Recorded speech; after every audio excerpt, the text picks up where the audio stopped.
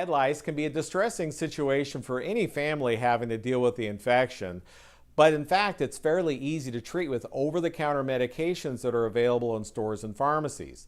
The active ingredient in these medications is something known as permethrin, which is an extract of the chrysanthemum flower, and this chemical is toxic to the nervous system of the head louse, of the organism.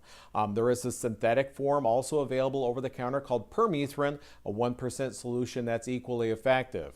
Now you need to follow the instructions very carefully because, as I mentioned, this does kill the head louse. It is a chemical. You don't want to overuse it. So apply on day 1 and then repeat in 8 days to make sure that you've killed any of the organism, any of the head lice that have hatched in that interval.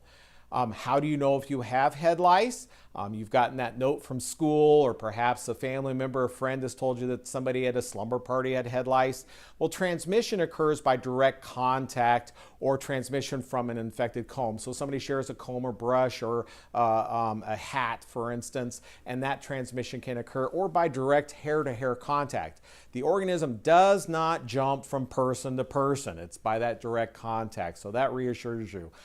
How do you know if your child has head lice? The easiest way to tell is to do a wet combing of the hair. Get a fine-tooth comb, wet down the hair, perhaps put a little hair conditioner in it to make it real slippery, and slide the comb from the crown down and just work your way around the head and see if you catch any live lice. If not, then it's unlikely that you or your child have been infected with head lice.